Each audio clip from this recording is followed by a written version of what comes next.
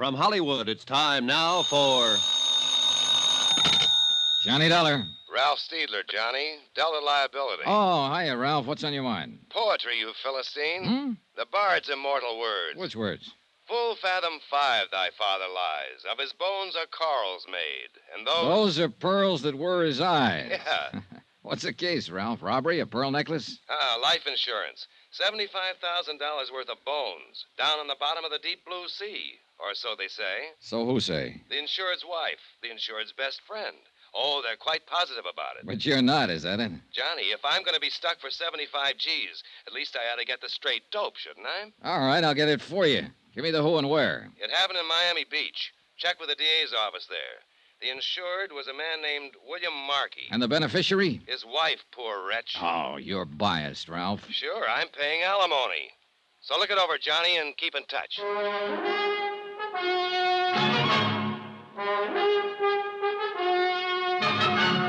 Tonight and every weekday night, Bob Bailey in the transcribed adventures of the man with the action-packed expense account, America's fabulous freelance insurance investigator. Yours truly, Johnny Dollar.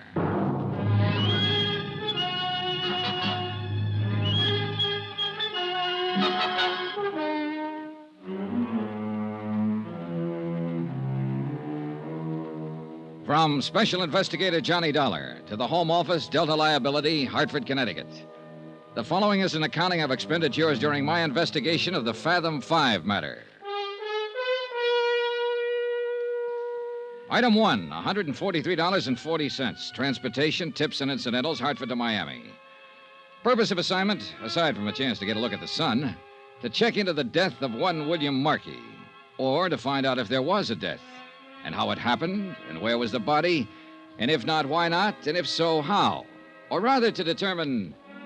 Well, anyway, the deputy investigator from the DA's office, a man named Barney Wilson, was at least as confused as I was, and he'd had a 2-day head start.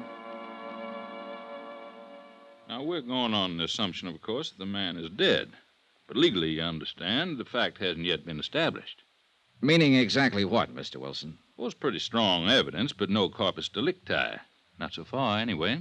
Maybe you'd better start at the beginning. And that would be where, Mr. Dollar? How much do you know about the case? Well, very little. Mm-hmm. The dead man, if he is dead, was named William Marky. He was 46 years old, Yeah. owner of a consulting engineering firm in New York. Mm-hmm. He'd been married to his present wife for 3 years. Her age is 30, and she's the beneficiary of his insurance. And, I might add, a charming and lovely young woman. They've been down here for about a month, and 3 days ago, Marky was killed, or allegedly killed, in an accident. That's right. Drowned, as I understand it, when a fishing launch sank a mile or two offshore. And then... Well, you can take it from there, Mr. Wilson. Now, your responsibility in the case is primarily to the insurance company. Is that right, Mr. Dollar? Entirely, not primarily. Why, what do you mean? And it would be to the company's advantage if Marky's death were not legally established, huh? They wouldn't have to pay the claim, if that's what you mean. Then it's reasonable to suppose, since the whole case is pretty vague at present, that your efforts will be devoted to creating doubts as to whether Marky is really dead. Mr. Wilson, I think it's reasonable to suppose that I can't very well answer your questions without knowing exactly what has happened. Uh-huh. Well, all right, then. Briefly, this is it. Apparently, Marky came down here to bid on a construction job, a manufacturing plant. We didn't get the job, but he stayed on, he and his wife and the young fellow that was with him. What young fellow? Name of Danny Haynes. He worked for Marky, a draftsman or engineer. Evidently a personal friend of the Markys. Oh. The three of them took a house down the beach south and spent all their time together, night-clubbing, one thing and another. I see. Anyhow, well, 3 days ago, Marky and young Haynes went out fishing together, hired a charter boat, a small cabin cruiser named the Fathom-Five, and headed south along the coast, working the offshore banks. Whose idea was the trip? Marky's, according to young Haynes. In fact, all the rest of the story is according to Haynes. Nobody else saw what happened. And what did happen? Well, Haynes says they anchored off the reef and both of them fished from the dinghy for a while. Then Marky decided he'd go back to the cruiser and fix some breakfast. Mm-hmm. Haynes put him aboard and took the dinghy out alone. He says he fished along the reef for about 30 minutes before he looked back and saw the cruiser was afire. It was nearly a mile away, according to his story, And by the time he got back, the boat was a pillar of flame. He didn't see any sign of Marky? No, he says not. He couldn't get aboard because of the flames, and a few minutes later, the cruiser sank. Mm-hmm. No one else saw it? There were no other boats around? No, it was early morning, and there weren't many others out. It had rained during the night, and there was a fairly heavy fog. They were only a mile and a half or so offshore, so Haynes rowed in with the dinghy and reported it. Mm-hmm. Tell me, what was the depth of the ocean where the cruiser sank? Oh, it was only about 50 feet. I've got a salvage company working now to raise it. Get a diver down? Yes, but he didn't find out much. He couldn't get inside the hold. That's about the size of it, huh? Mm-hmm, it is. Until they get that cruiser raised so we can take a look at it. And, of course, it may not tell us a thing. Yeah. What about the currents along the reef where that boat went down? Oh, they're pretty bad. Strong and erratic. A body could be carried through the reefs and on out to sea and never be found. Well, I was thinking more of the possibility of a good swimmer getting into shore. You said they were anchored only a mile and a half out. Yes, well, it's possible, but not very probable. He'd have been seen by Haynes or somebody else. There was a heavy fog, wasn't there? Mm-hmm, fairly heavy. And, of course, Haynes could be lying. Maybe he did see him. I said it was possible. But that's not the line I'm planning to take, Mr. Dollar. So I gather. They'll bring that hull to the surface sometime tomorrow. Now, maybe we'll have some evidence then. Or maybe Marky's body will turn up in the next 48 hours. And if not? Then, Mr. Dollar, I will petition the probate court to declare him legally dead. I suppose you've got some reason for all this, Rush. Yes.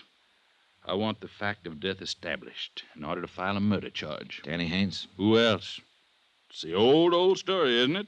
2 men go out and only one comes back. Unwitnessed accident. Nothing new about it. No. And it's never been an easy one to prove. Well, it'll be a lot tougher a year from now if you people put up a fight and force the decision up to the Superior Court. Suppose Haynes himself fights it. I wish he'd try. It'd be the next thing to an admission of guilt. Or Mrs. Marky.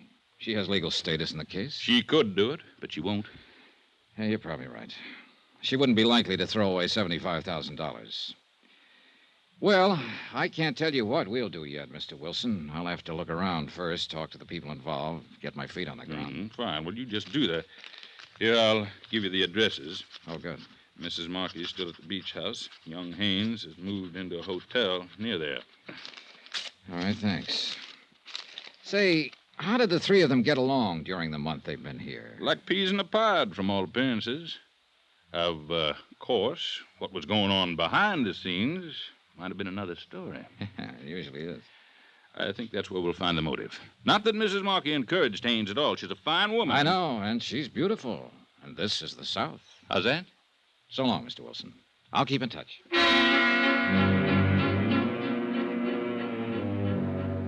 Expense account item 2, $3.35. Telegram to Hartford requesting an investigation of the Marky firm's financial status, both currently and over the past 3 years. And a similar check of Marky's personal financial status. Item 3, $4.10. Taxi to the Pompano Beach Hotel to talk with the DA's prime suspect, Danny Haynes. Look, Mr. Dollar, I've been over the whole thing with the police a half a dozen times. I'd still like to ask you a few questions, if you don't mind. They've got the whole story, all I know about it. They had a stenographer to take it down. Why don't you go to them with your questions? Maybe I got different questions. I told them everything I know about Look, it. Danny, you don't have to talk to me, but if you're smart, you will. Why so? Because the police already have their minds made up. Or at least Barney Wilson has. Sure. He's out to prove I killed Mr. Marky. Well, look, my mind isn't made up yet, so you can't lose anything by talking to me. Unless, of course, you did kill him. It happened exactly the way I told them. All right, what do you want to know? How long did you work for Marky? 2 years. You get along with him all right? Sure. It was a good job, no complaints. You got to be pretty close personal friends, I understand. Well, I used to go to their apartment in New York once or twice a week for dinner, drinks. And then the 3 of you came down here together on a vacation. It wasn't a vacation. Mr. Marky came down to bid on a job. Did he need you along for that? Well, he thought there might be some sketches or plans to draw up. And were there? Well, no. As it turned out, they weren't necessary. Funny, Marky wouldn't know that ahead of time, being an engineer. Well, actually, it was sort of Edna's suggestion of Mrs. Marky, I mean. I see. Yeah, now I see. Now, look, don't get the idea there's been anything between us. She's been swell to me. Well, she's just wonderful, that's all. All right, all right. So the three of you came down on business, and within a few days, the job contract was awarded to another firm, but you still stayed on for 3 more weeks. That was Marky's idea. I don't know why exactly. I know he'd counted a lot on getting that job. But I was getting a free vacation. Why should I argue? So all of you just relaxed and lived it up, huh? Yeah, that's about it. Mr. Marky, too? No apparent worries on his mind? Well, he was moody sometimes. Went off by himself. But that wasn't too unusual. He was like that quite a lot. He and his wife seem to be getting along all right. Sure. As far as I noticed, why? Well, let's talk about that accident for a minute, Danny. Whose idea was it to go on the fishing trip? Mr. Marky's. He woke me up at 5 in the morning, said he'd already phoned and hired the boat. The Fathom-Five. Yeah, the same one we'd had a couple of times before. Well, I wasn't much for it. It was misting out with a heavy fog, but he was real hot on the idea, and I couldn't very well argue he was the boss. Was Mrs. Marky up when you left? No, but she knew we were going. She'd packed a lunch. I guess they'd talked about it the night before. All right, you took the boat out then and followed the reef south, and what happened? Well, we anchored as close as we could get to the reef and went out in the dinghy for about an hour. No luck at all. Then Mr. Marky decided he'd go back on board and fix something to eat. I let him off and then rowed back along the reef. I figured as long as I'd had to come, I might as well try for a strike or two at least. And a while after that, I looked back and saw the cruiser was on fire. Was it still foggy then? Yeah, about the same. I could just see the glow. I couldn't even be sure what it was until I got close. I tried to get on board, but the flames were too high. I kept yelling, but there was nobody around. And you didn't see or hear any sign of Marky? No, I guess he was already dead. Then, not more than 5 minutes later, the cruiser sank. Yeah. Danny, do you have any theory as to what caused the fire? Well, there was a hot plate on board. A gasoline pressure rig. It was an old one in pretty bad shape. We'd talked about it before. I think it may have leaked into the bulkheads in the bilge, and when Mr. Marky went to light it to fix breakfast, the whole boat just went up in flames. I see. Tell me something, Danny. Do you think Marky could have committed suicide? Suicide? Why? For what reason? Oh, maybe losing that contract. You said it was pretty important to him. Or maybe he thought he was losing his wife. What do you mean? Well, maybe he misinterpreted your friendship with her, Danny. You're crazy. You're in love with her, aren't you? That's my business. I told you there was nothing between us. All right. But did Marky know that? Look, you're the same age she is, and he was 15 years older. A man like that might get to wondering... Knock it off, Dollar. Nobody's private life is going to be dragged into this. You better stop and think, Danny, while you've still got time. A defendant in a murder trial doesn't have any private life.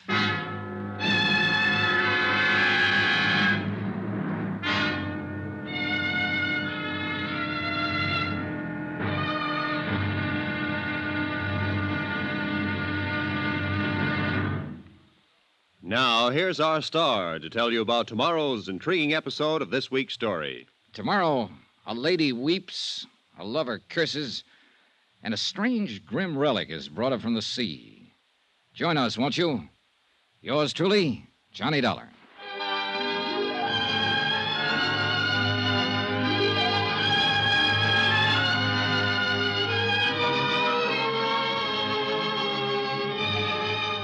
Yours truly, Johnny Dollar, starring Bob Bailey, is transcribed in Hollywood. Written by Les Crutchfield, it is produced and directed by Jack Johnstone. Be sure to join us tomorrow night, same time and station, for the next exciting episode of Yours truly, Johnny Dollar. Roy Rowan speaking.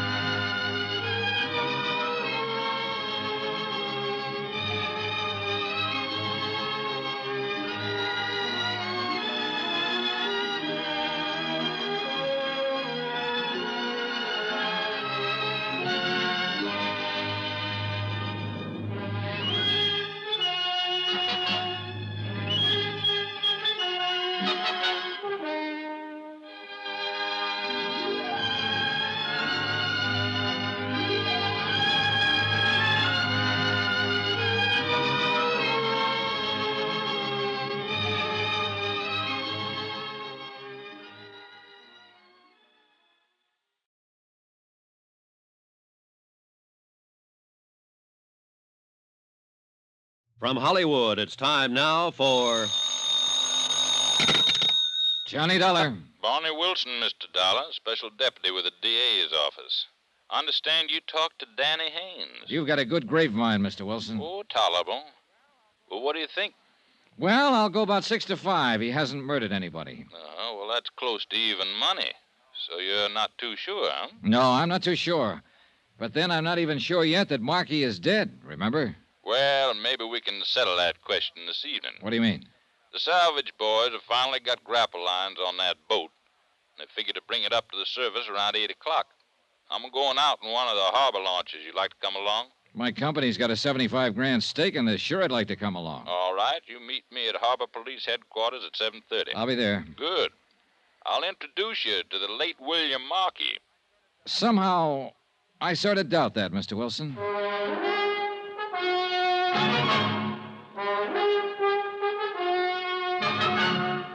Tonight and every weekday night, Bob Bailey in the transcribed adventures of the man with the action-packed expense account, America's fabulous freelance insurance investigator. Yours truly, Johnny Dollar.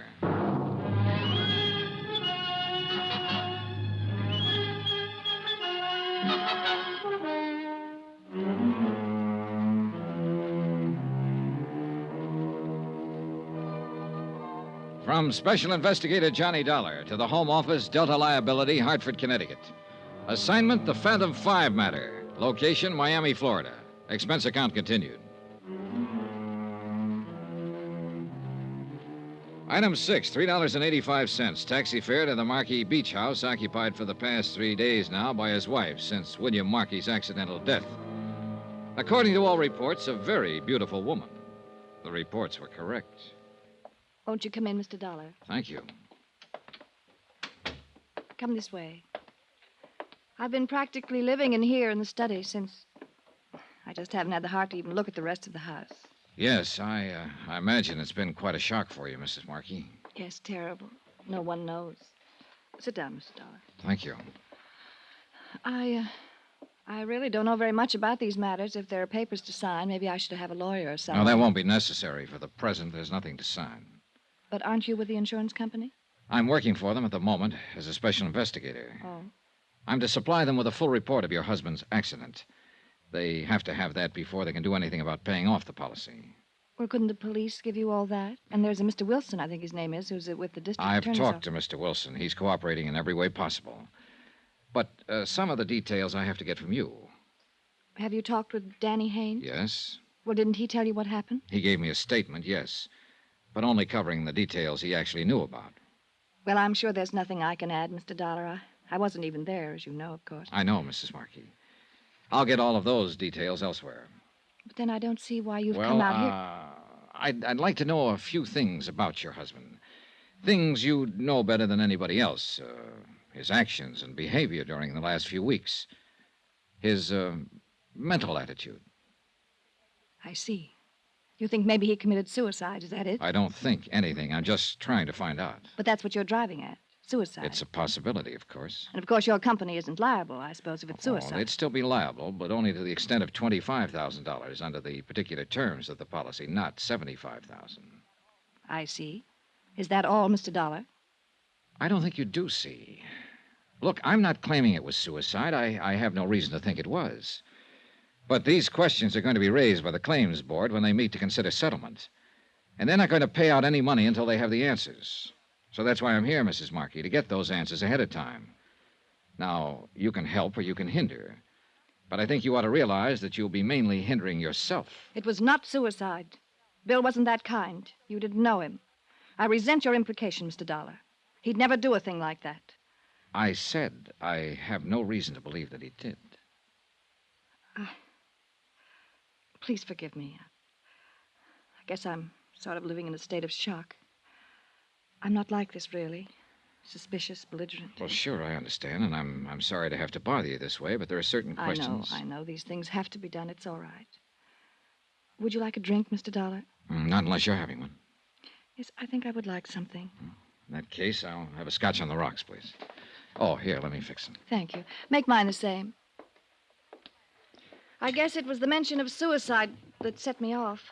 Bill and I were married for 3 years. We were completely happy every minute of it. Nobody in the world had less reason than Bill to do a thing like that. What about financial problems? None that I knew about. Did you work before your marriage, Mrs. Marky? I was an entertainer. Chorus? Yes. I suppose that gives you the usual impression. Well, do I seem like a visiting fireman? No, but... I just thought you might have been a dancer because you carry yourself so well. Lithe and graceful. Well, I've been away from it for quite some time. It doesn't show.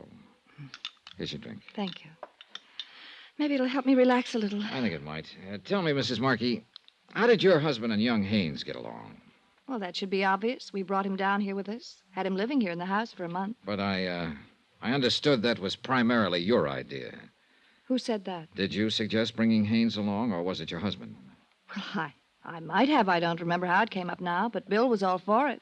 Otherwise, he'd have put his foot down. Any possibility that he resented Haynes' presence but kept it to himself? Of course not. Why should he? I don't know. Well, if you're trying to imply something... I'm not. I'm just asking. I understood your husband had spells of brooding during the last few weeks, and I was trying to find out the reason for it. If he did, I'm sure I didn't notice it. What are Danny Haynes' feelings towards you? I think you're pretty insulting. I wasn't intending to be. Well, what would you call it? Just another routine question. I wasn't meaning to imply that you encouraged him in any way. I certainly didn't. But he's young, impetuous. You're very attractive. Maybe he cooked up crazy notions without any encouragement. He thought of me as a friend, that's all. No attitudes on his part that your husband might have misinterpreted. I don't believe I care to answer any more questions like these, Mr. Dollar. Look, I'm not just asking them for my own pleasure, Mrs. Marky. I I'd a lot wonder. rather not ask them, but I've got a job to do. Well, I fail to see why it's necessary to probe into our private lives. All right, I'll tell you why. Your husband supposedly died out there beyond the surf when a cruiser burned and sank. What do you mean, supposedly? His body hasn't been recovered, so at present the evidence of his death is purely circumstantial. In fact, there isn't much evidence one way or another. But who could possibly doubt it? The insurance company will doubt it, Mrs. Marky, and they'll hold up processing any claim for payment until one of two things happens. Until I turn up sufficient proof of death to convince them, or until a court declares your husband legally dead. I didn't realize... Barney Wilson from the DA's office, for reasons of his own, is going to file for an immediate court decision. I'm pretty sure of that. But as things stand now, my company will fight it. And with no more evidence than Wilson has, they'll be able to fight it successfully. But all those questions, what was the point? What were you driving at? Your husband's death had to result from one of three possible causes. 1, an accident. 2, suicide. 3, murder. Murder? But there was no one with him except... Do you mean Danny? That's one possibility. 1 out of 3. Oh, no. I've no reason at the moment to give it any more weight than the other 2. But there is one thing certain, Mrs. Marky. In view of the circumstances, not 1 cent of insurance is going to be paid until one of those causes is proved. But what can I do? I don't know anything about it. Maybe you don't. Or maybe there's something you've forgotten, don't think is important. Or something you haven't wanted to talk about. I don't know, of course. But it might be worth thinking about. It was nearly dark when I left the house, and I wouldn't have noticed the man standing under a palm tree by the driveway if he hadn't made a sudden move to get out of sight. Then when I walked toward him, he scurried out of the drive and slipped into a car parked at the street. I could see it was an old model, but I couldn't identify the make. I caught the last 3 numbers on the license plate before it disappeared around a bend. I couldn't quite figure it. It might have been Haynes, or some ghoulish swindler who was scared off when he saw the widow wasn't alone. The numbers were 642.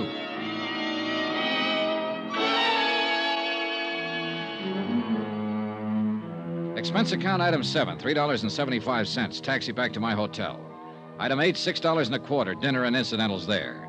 And item 9, $1.40. Taxi again to the waterfront headquarters of the Harbor Police. 30 minutes later, I was in a police launch with Deputy Agent Barney Wilson, several miles down the coast, skimming across the water toward a bright cluster of spotlights where a salvage barge was working into the night to raise the burned hulk of the charter cruiser Fathom-Five. You still got your mind set the same way, Mr. Dollar? What way was that? That there hasn't been any death or any murder? Oh, come now, Mr. Wilson. You're mistaking an honest scientific skepticism for a set of mind. Well, that's very pretty, Mr. Dollar. What does it mean? Well, I haven't taken any definite position yet. But I've got to see more evidence before I'll consider proof of death to be established without a question. That means you'll file a demurrer against a declaration by the courts, It's huh? not up to me. It's up to the company. But I can tell you right now that if you petition, they'll move to block it. You have no real evidence, Mr. Wilson. I'm getting it, though, piece by piece. The sea is starting to give up its prey, Mr. Dollar. What do you mean? The boys found his shoe late this afternoon, washed up in the surf, just about where you'd expect to find it if it had been carried in by the current. Identifiable? From the same New York shop that Marky's other shoes came from. Same size, same style. Well, it's something, all right, but it's still not conclusive. Well, what do you ask? That Marky walks up and tells you he's dead? No, I guess I'd settle for just seeing him that way. Oh, by the way, I wonder if you could have an auto license checked for me. A partial license on a used car, Florida plates. The last 3 numbers are 642. Well, it might take a while with no more than that to go on. Well, I've got an idea the car may have been purchased within the last 3 weeks or so. Maybe that'll narrow it down. You got an idea it may mean something? Look, I have no idea at all. I'm just playing the hunches. But it's about time something in this case started meaning something. We edged the launch up the side of the barge, tied up to a stanchion, and climbed on deck. The power winches on the derricks were still grinding away, and the sunken hull of the burned cruiser was nearing the surface. A crew of men waited with salvage pontoons, ready to float the supporting cradle into place as soon as the waterlogged hulk was raised. Wilson and I stood by the rail, watching, not talking, wondering, I suppose, what answers the wreck might supply us with. The taut steel cables inched their way slowly up from the depths. And finally, the boat itself broke the surface of the water.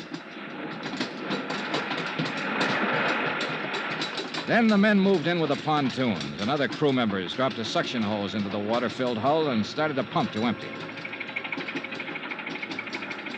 Finally, the whole thing was high enough so we could see that the cabin and the deck were badly burned, almost destroyed. But strangely enough, the hull itself seemed to be undamaged. Then Wilson and I both noticed something at the same time, a solid column of water spouting from a round hole near the keel of the boat. And we both realized what it meant. Look, Dollar. Look there. Somebody opened the seacocks. Somebody left them wide open. So one thing is certain. It wasn't an accident. She was sunk deliberately. That's exactly what I've been trying to tell you right from the start. Huh? William Marky was murdered.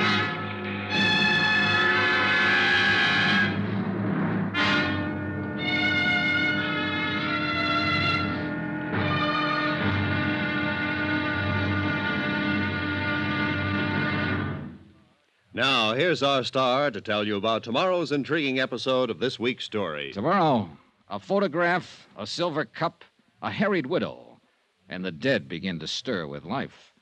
Join us, won't you? Yours truly, Johnny Dollar.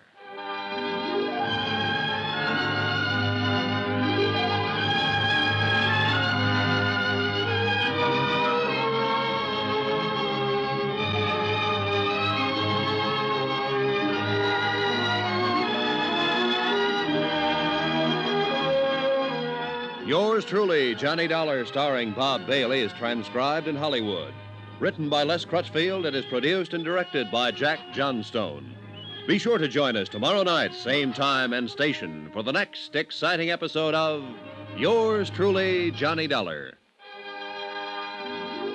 This is Roy Rowan speaking.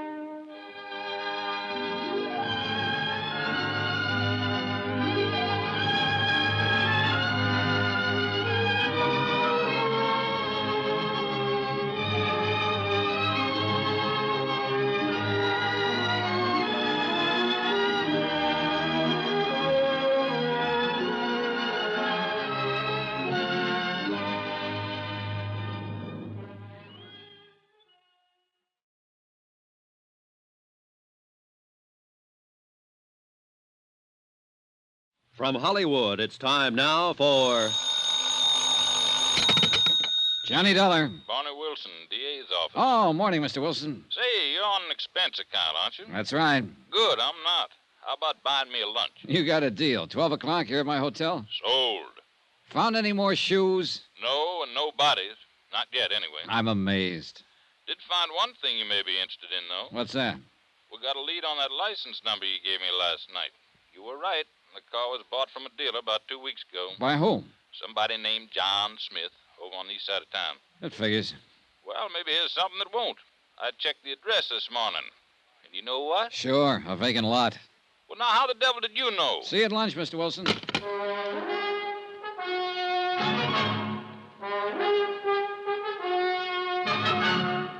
Tonight and every weekday night, Bob Bailey in the transcribed adventures of the man with the action-packed expense account, America's fabulous freelance insurance investigator. Yours truly, Johnny Dollar.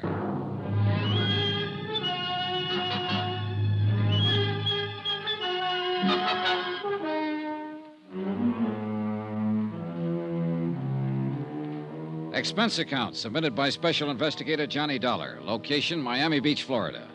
To the Home Office, Delta Liability, Hartford, Connecticut. Assignment, the Fathom-Five Matter. A sunken cruiser that refused to give up its dead. Item 10, $4.80. Lunch with DA Deputy Barney Wilson. A man who'd made up his mind about the case before I'd even arrived in town. Murder, he'd called it, when the hired cruiser Fathom-Five burned and sank mysteriously a mile or two offshore. But nobody'd been found yet, and I still doubted very much that one ever would be, because I wasn't even certain that William Marky was dead. Wilson, of course, had different ideas. Yes, sir, Mr. Dollar. It's the old story. 2 men go out in a boat, and only one comes back. No witnesses, nothing. And if that doesn't indicate murder, I'd say pass the sugar, will you, please? Sure, here. You're convinced it's murder, and you're convinced young Danny Haynes did it. Well, who else?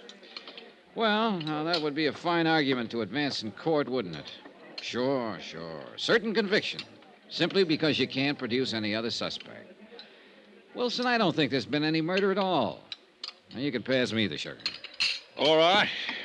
Suppose you let me tell you how I figure it. While I'm eating my dessert? Marky and his wife took a liking to this Haynes kid and practically made him one of the family.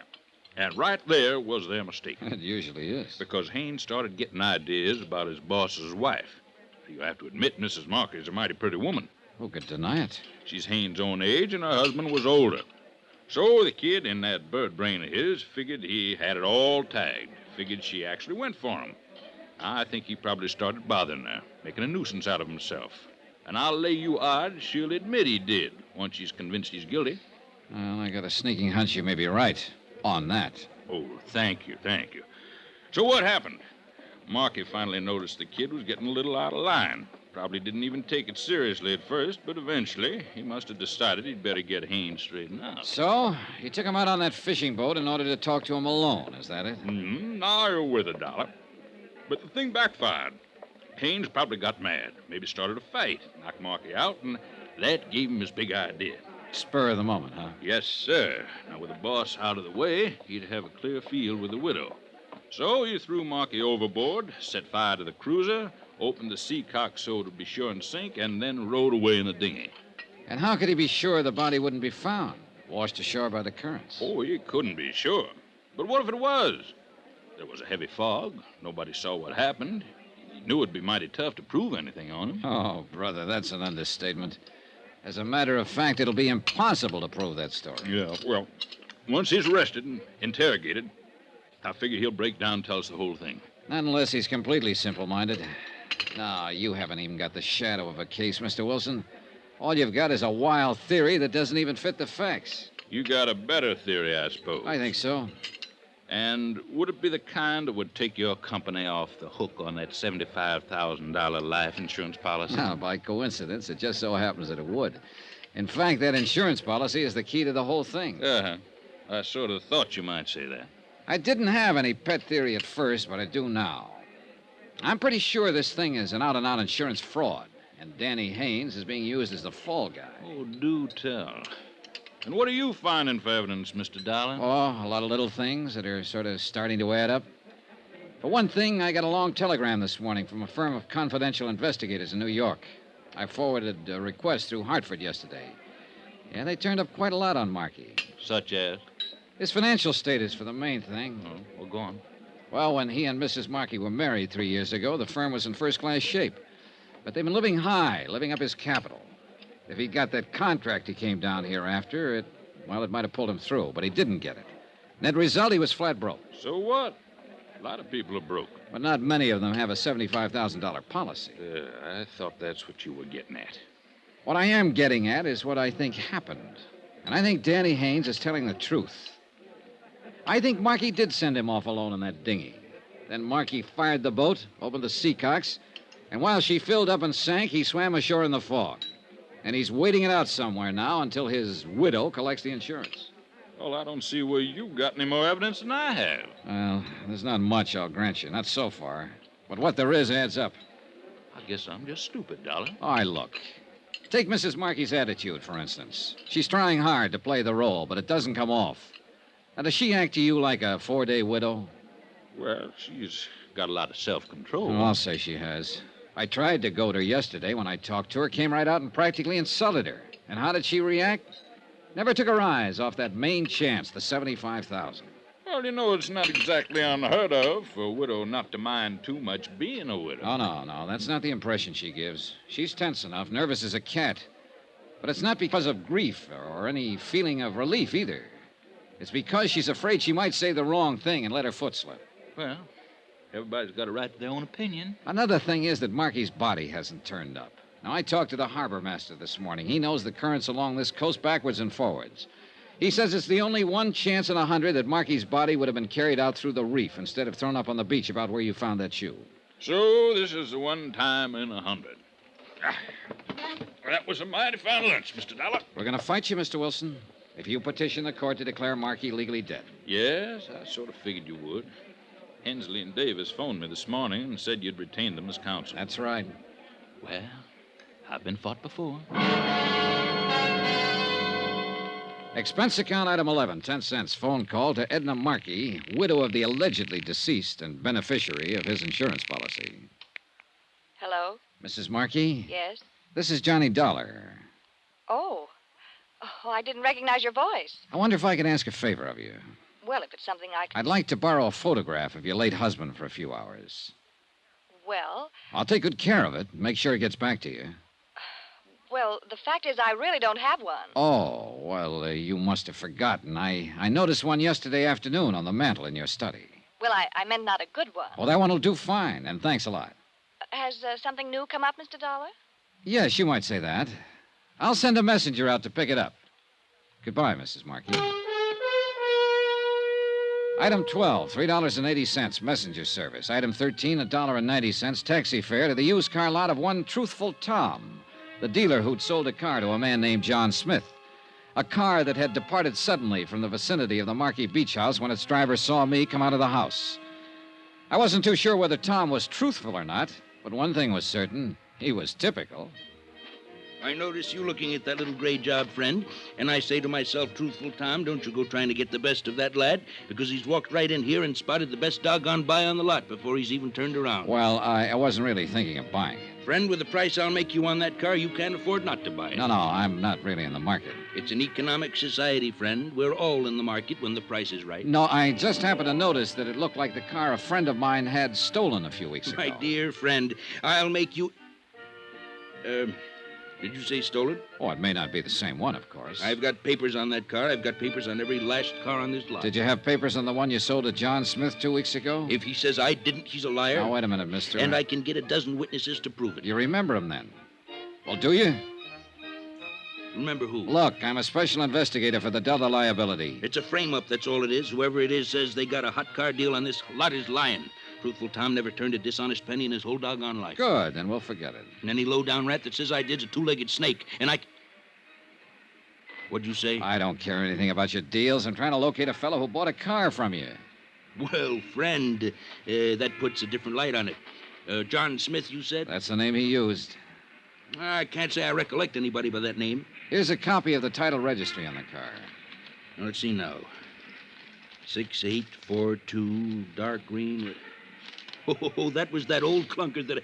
of course, it was well worth the price I was asking. Do you remember the buyer? You bet your life. You know why?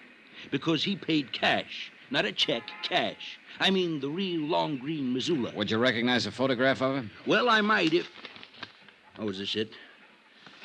Well, let's see now. Well? No doubt of it, friend. That's the lad, all right.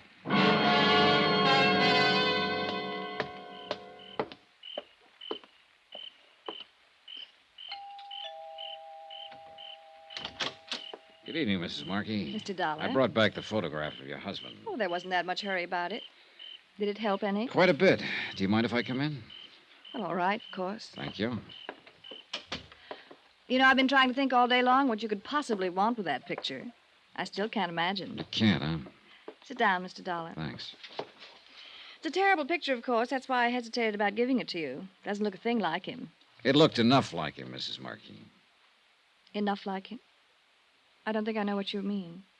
Did you know your husband bought a second-hand car the week before his so-called death? You must be mistaken. He'd have told me about it. The car dealer positively identifies his photograph. He used the name John Smith, paid for it in cash. What did you mean, so-called death? William Marky isn't dead. I think we're both aware of that. Well, Mrs. Marky, aren't we? Do you mind telling me what you're talking about? It wasn't even a very smart scheme to start with. Your husband must have been really up against the wall, or he'd have known better than to try it.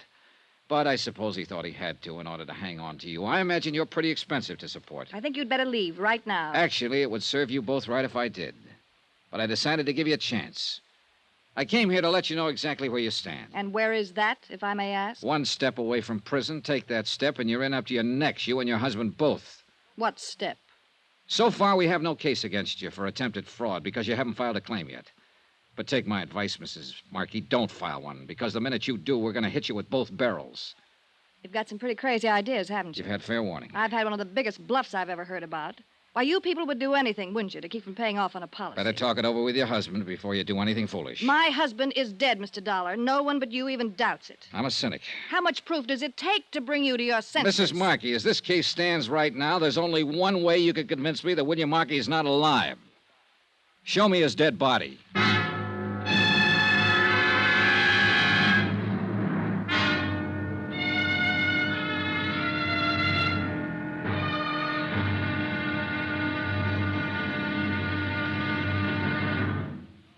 Now, here's our star to tell you about tomorrow's intriguing episode of this week's story. Tomorrow, a crazy kid in love, a right decision by a court, and then the whole case smashes wide open.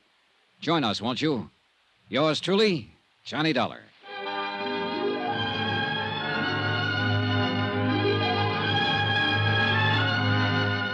Yours truly, Johnny Dollar, starring Bob Bailey, is transcribed in Hollywood. Written by Les Crutchfield, it is produced and directed by Jack Johnstone. Be sure to join us tomorrow night, same time and station, for the next exciting episode of Yours truly, Johnny Dollar. Roy Rowan speaking.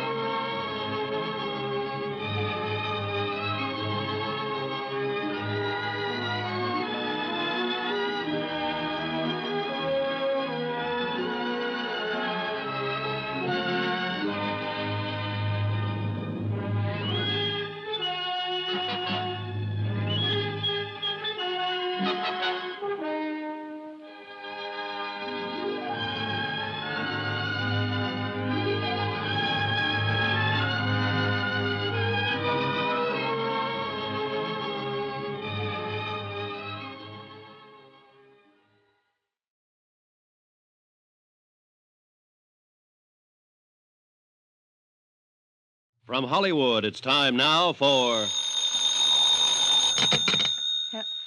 Johnny Dollar? Yes, just a moment. It's for you, Mr. Dollar. Thanks. Johnny Dollar. Barney Wilson here.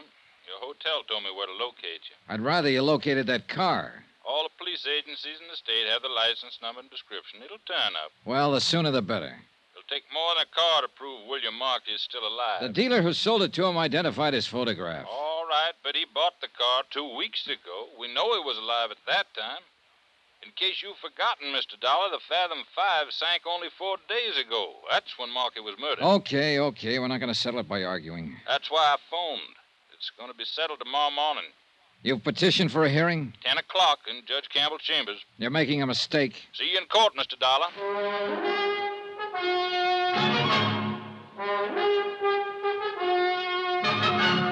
Tonight and every weekday night, Bob Bailey in the transcribed adventures of the man with the action-packed expense account, America's fabulous freelance insurance investigator. Yours truly, Johnny Dollar.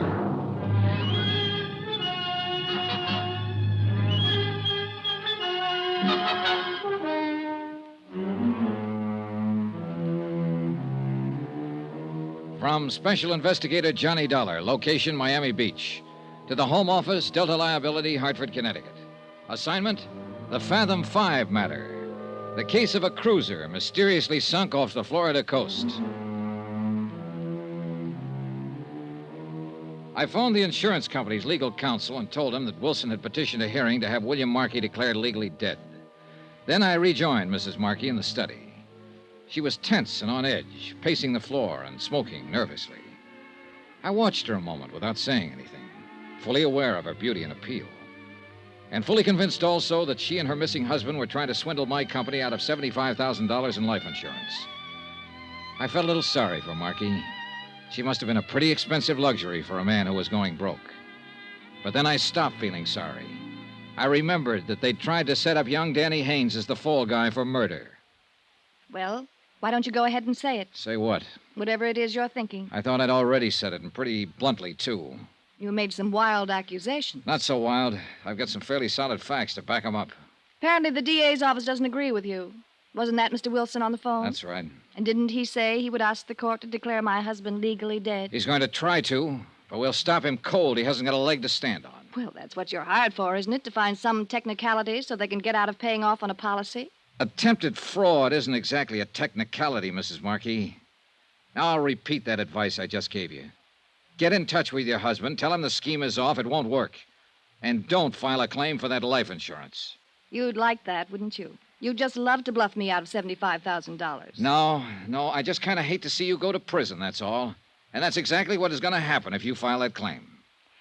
You keep talking about some scheme. What scheme, Mr. Dollar? You want it laid right on the line, huh? I'd just like to know what you're talking about. And just how much I've figured out, all right. All right, I'll paint it for you in black and white. Your husband was broke, flat broke. I'm not guessing there. I got a report on him from a financial investigator in New York. I knew nothing about his business affairs. That I wouldn't know. Anyway, he thought he saw a chance to pull off a swindle on the basis of the only thing he had left, that $75,000 life insurance policy. So the two of you worked it out together. Did your financial investigator tell you that? Or would you be guessing? Your husband bought a car under an assumed name and probably rented living quarters somewhere in the area under another assumed name. So it was all set. It was just a matter of waiting for a morning when a heavy fog was down. You have a fantastic imagination. Meantime, just in case the accident theory didn't go over, you kept playing young Haynes along so it would seem as though he had a motive for murder. And that part was a cinch. He was already halfway in love with you. You also have a rather nasty imagination. So finally, 4 days ago, conditions were just right. Your husband took Haynes out on that fishing trip in the Fathom-Five. He anchored the cruiser and sent Haynes off along the reef in the dinghy. Then he set fire to the boat, opened the seacock so it would be sure to sink. He swam ashore and drove off in the car that he'd bought for exactly that purpose. As I understand it, Mr. Dollar, that cruiser was anchored a mile or two offshore. Are you actually suggesting my husband swam that distance? You mean that's something else you supposedly didn't know about? What? Oh, that report from New York was more complete than you seem to realize. William Marky has been a member of the Greenpoint Athletic Club for years. He won silver cups in the Long Island Sound Marathon swim 3 different times. I knew he belonged to the club, of course, but I assumed it was more social. Of course he could swim that far. That particular talent was probably what gave him the idea for the whole thing. There's no proof, you know. Not one bit of real proof. There will be, if you try to collect that insurance. We'll turn up enough proof to reach all the way from here to the state prison. So if you try to... Will you excuse me, please? Yeah, sure. I'll be right back. I lit a cigarette and waited for her, wondering why I even bothered to come here. I was fed up with it, sick of the whole thing. Fraud cases are like that, messy and dirty. You see people with a mask down, and you get a look inside. And you get to wondering if everybody's like that.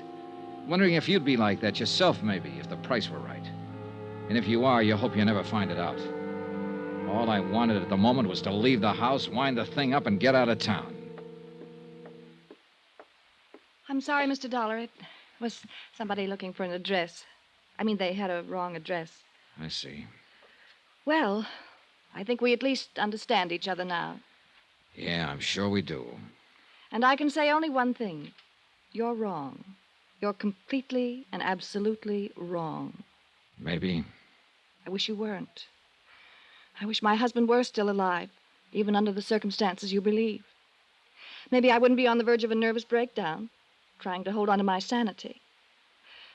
Maybe I wouldn't be crying alone at night. You have my deepest sympathy, Mrs. Marky, for everything you're going through. There's no use at all in trying to talk to you, is there? Not unless you care to tell me where to find your husband. Good night, Mr. Dollar.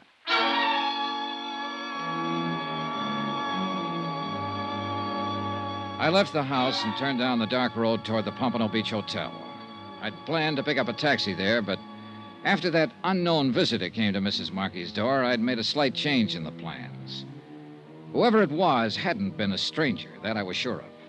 She'd been too nervous when she came back into the room. It was someone she hadn't wanted me to know about, and I was pretty certain I could guess who.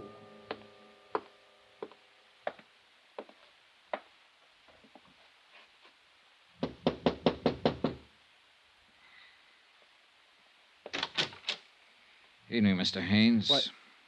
Oh, you're Mr. Dollar, the insurance investigator. Mind if I come in? Well, all right, sure.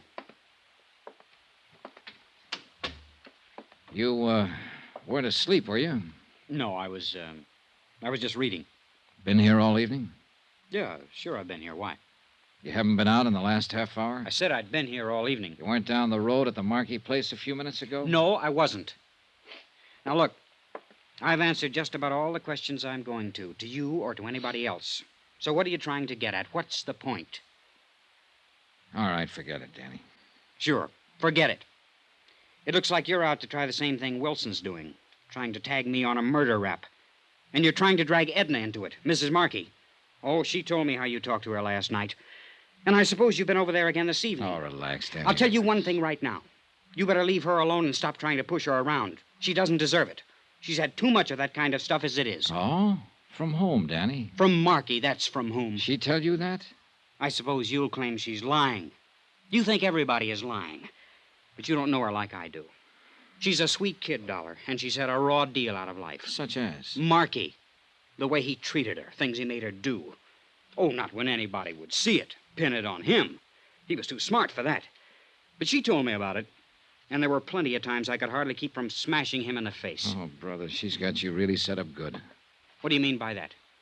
If you talk this way to Wilson at the DA's office for 2 minutes, he'd slap a murder indictment on you so fast it'd make your head swim. I didn't kill Marky. Hating a guy is one thing, but I didn't kill him. Yeah, I know. Because he's still alive. Well, maybe he is. I don't know. All I know is what I saw out there that morning. And you saw only as much as he wanted you to see. Well, maybe so. But I'll tell you one thing. If he is trying to pull something crooked, he's doing it on his own. She's not in on it. It'd be a little hard for him to collect his own insurance, wouldn't it? Oh, maybe he figured to get it away from her afterward. I don't know what he might be planning on, but I know she's got nothing to do with it. She's a great girl. I've never known anybody like her before. No, I don't imagine you have. I'd lay down my life for her if it ever came to that.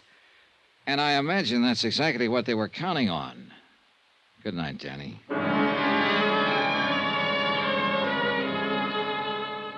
Expense account item 16, $1.90. Taxi fare the following morning from my hotel to the courthouse. I got there at 9:30 and went over the case with Jim Davis, local counsel for the insurance company. And at 10 o'clock, the hearing on Wilson's petition was opened in chamber session, Judge A.G. Campbell presiding. Judge Campbell kept the proceedings informal, and the whole thing moved pretty fast. Both sides presented briefs, and additional evidence was introduced through verbal interrogation. No witnesses were called.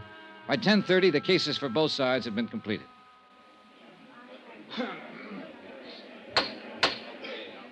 Very well. There is no further evidence of fact or rebuttal. The court will make its decision on the evidence at hand. Now, in cases of this nature, where it is requested that the fact of death be established by legal declaration, it has been generally held that the substantiating evidence for said request must be essentially unchallengeable. The precedents in law are too numerous to bother citing. Now, in the case we are considering here, it seems to the court that the substantiating evidence is far from unchallengeable. In point of fact, it would seem that the bulk of the evidence indicates that William Marky may indeed be still alive.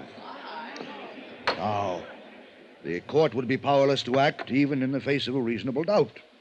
And the contrary evidence here is a good deal stronger than a reasonable doubt. Therefore, in the matter of the request made herein that William Marky be declared legally dead, it is the court's decision that the petition not be granted. If new evidence becomes available at some future time, the petition may be resubmitted. The court is adjourned.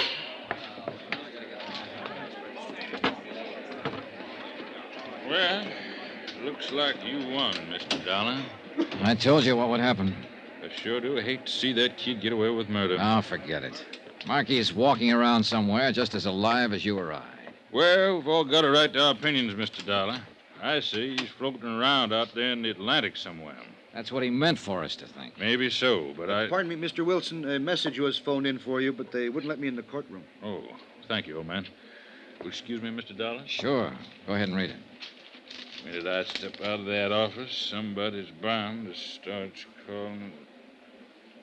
Well. What's the matter? Mr. Dollar, the Coast Patrol hauled a man's body out of the surf about an hour ago. Been drowned. So? They got a quick check on his prints. It's William Marky.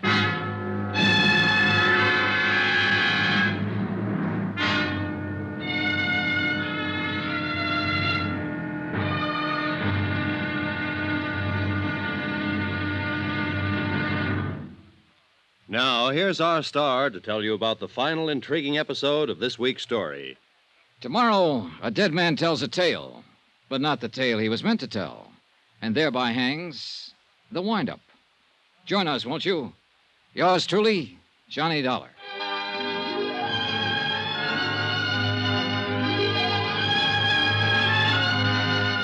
Yours truly, Johnny Dollar, starring Bob Bailey, is transcribed in Hollywood. Written by Les Crutchfield, it is produced and directed by Jack Johnstone. Be sure to join us tomorrow night, same time and station, for the next exciting episode of Yours truly, Johnny Dollar. Roy Rowan speaking.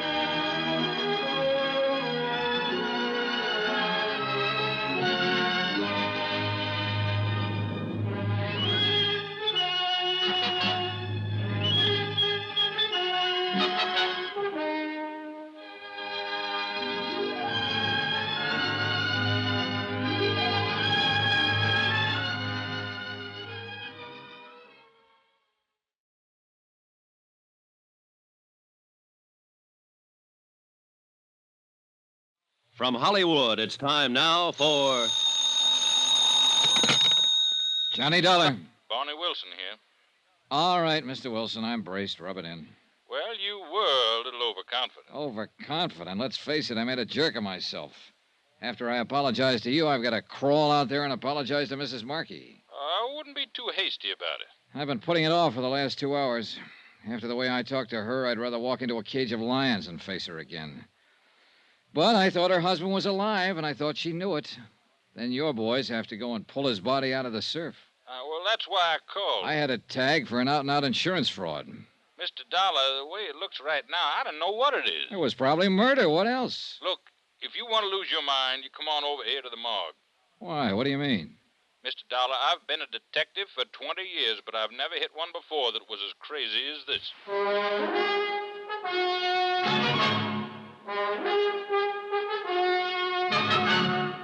Tonight and every weekday night, Bob Bailey in the transcribed adventures of the man with the action-packed expense account, America's fabulous freelance insurance investigator. Yours truly, Johnny Dollar.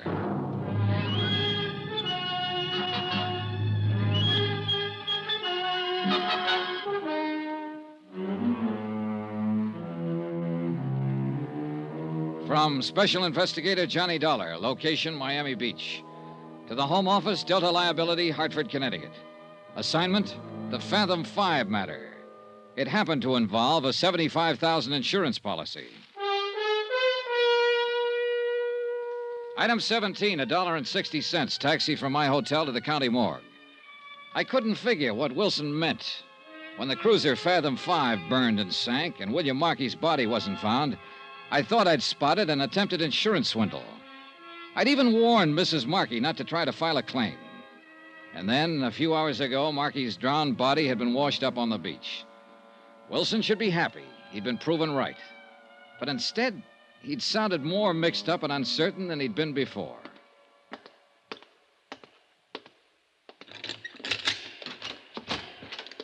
Good morning, Mr. Dollar.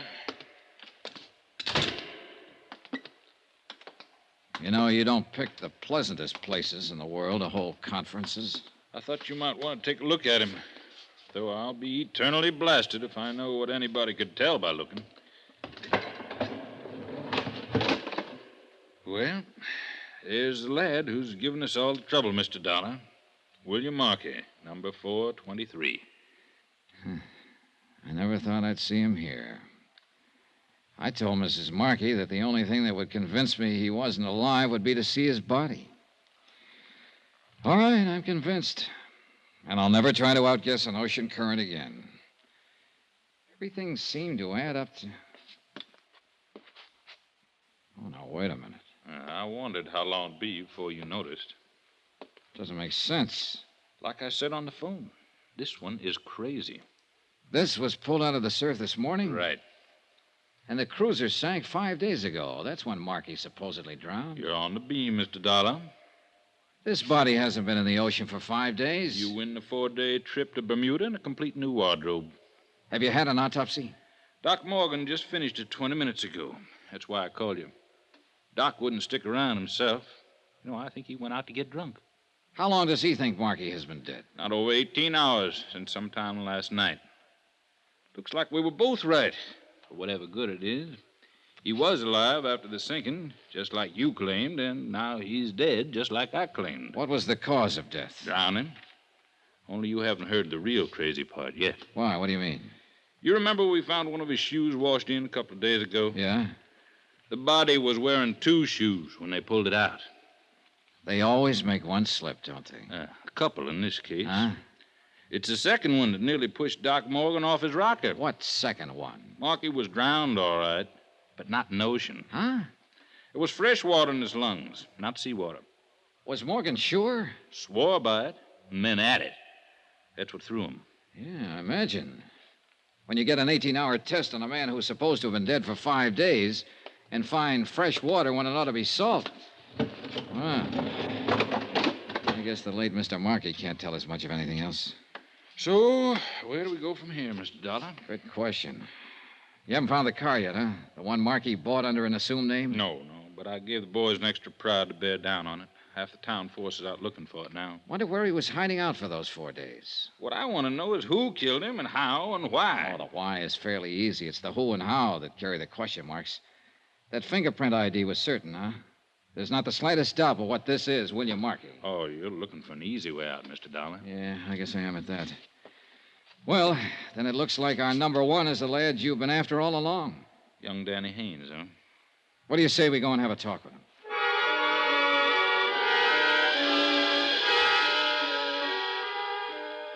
Only one thing was wrong with the idea. It didn't work. Haynes wasn't in, and the clerk at his hotel said he hadn't seen him all day. The night clerk admitted that he'd slept through most of his shift and wasn't sure of anything. We searched Haynes' room and found nothing. So for the moment, we left it at that. Wilson put a stake out in the hotel and went back to his office. I went to my hotel and waited.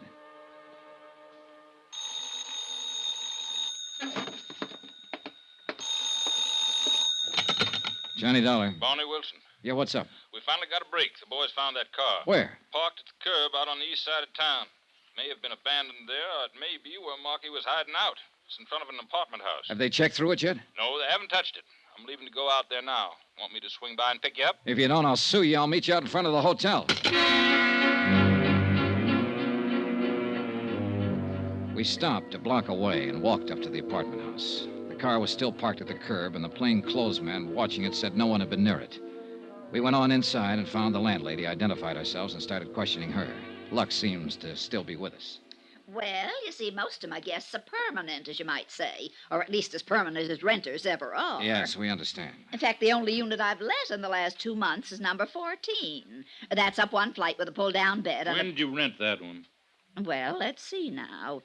I think it was about 10 days ago. He paid a month's rent in advance. He? What was his name? Mr. Jones, a very nice, quiet, middle-aged fella. He lived by himself? Oh, yes, and never went out much.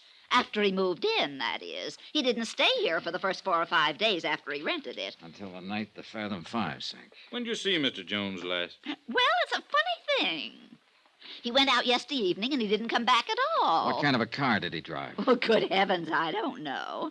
But you can look for yourself. It's parked out there at the curb. A friend of his brought it by a while ago. What? What's the friend's name? Why, I didn't ask him. He's an awful nice young fella. He said Mr. Jones was going on a trip and sent him to pick up his belongings. And he had Mr. Jones's key, so I decided it was all right. He's up there packing now.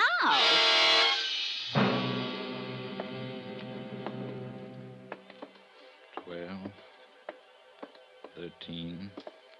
It's next door down there. Better take it easy. It's hard to tell what to expect. Right.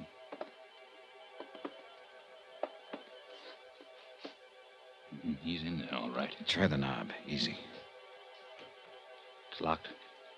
And there isn't much choice. Who is it? Open up, Haynes. We want to talk to you. I said open up.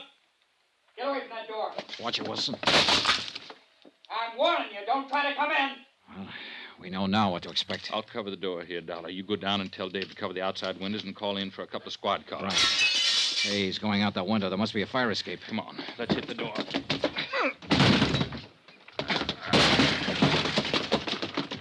There he is at the bottom of the fire escape.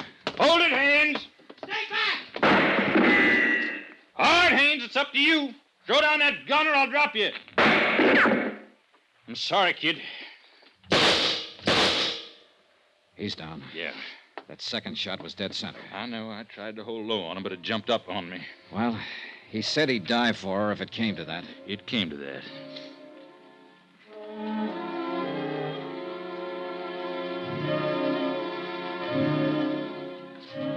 It was after dark when Wilson and I drove out to the Marky Beach House. There were no lights on and nobody answered the doorbell. So Wilson forced entrance and we shook the place down. We found evidence of a struggle in the study and in the bathroom. Water from the bathtub had overflowed behind the tile and was still seeping out along the baseboard. We found a dressing gown of Mrs. Marky stuffed in the back of a closet, soaking wet. Piece by piece, Wilson collected his evidence, and the picture became more and more clear. He phoned in for a fingerprint crew and went on working. I left him there and went back into town to my hotel and took the elevator up to my room.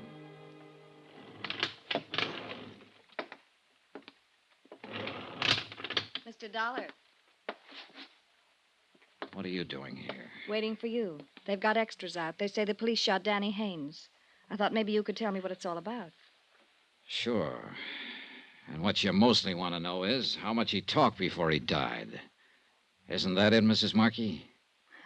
I don't know what you mean. Then go on out to your house and ask Wilson. He's out there with a fingerprint crew. And I imagine he can tell you anything you want to know by now. I slipped up last night. I thought it was Haynes who came to your door. But it wasn't. It was your husband. And you told him to come back later. Then when I left, you called Haynes and had him come over. If he said that, he lied. I even gave you the idea for it myself. When I said the only thing that could convince me your husband wasn't alive would be to see his dead body. So you talked Haynes into helping you provide the evidence I said I'd have to have. My husband's body was found in the ocean. They told me that this evening. Yeah, but he didn't die there. He was drowned in the bathtub at your house, and you and Haynes did it. You're out of your mind. Danny Haynes was lying. Then go tell Wilson. It's his job now, not mine. Maybe you'll be able to convince him, but I doubt it. And I'm pretty sure you won't be able to convince a jury. You think not. I'll get the best lawyer money can buy. Yeah, you do that, Mrs. Markey, but don't plan on using any of that insurance money for it. Why not? Because there won't be any. That policy was already void when you and Haynes killed your husband last night. What? An attempted fraud cancels a policy the minute it's committed. In other words, Mrs. Markey, 5 days ago when your husband sank the Fathom-Five and tried to play dead. I don't believe it. You've lost out all the way around, Mrs. Markey. Your husband, your boyfriend, your insurance claim. And now you stand a pretty good chance of losing your life. A 4-time loser. That's really a record.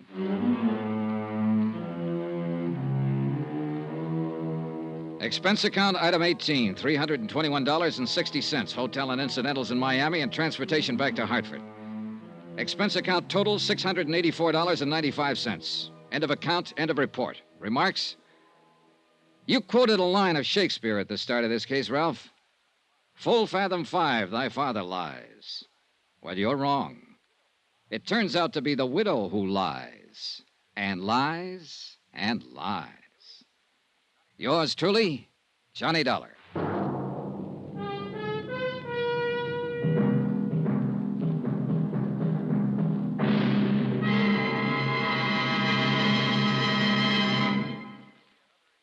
Remember, there'll be another exciting story of yours truly, Johnny Dollar, beginning next Monday night. Next week. Well, if I'd minded my own business, I wouldn't have heard the girl beg for help. And from that point on, I needed help. Join us, won't you? Yours truly, Johnny Dollar.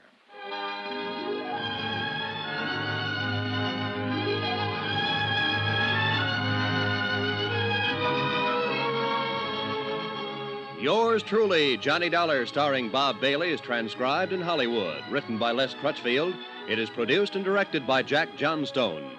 Heard in this week's cast were Mary Jane Croft, Barney Phillips, Carlton Young, Eleanor Audley, Sam Edwards, Shep Menken, and John Daner. Musical supervision by Amerigo Marino. Be sure to join us on Monday night, same time and station, for another exciting story of yours truly, Johnny Dollar. This is Roy Rowan speaking.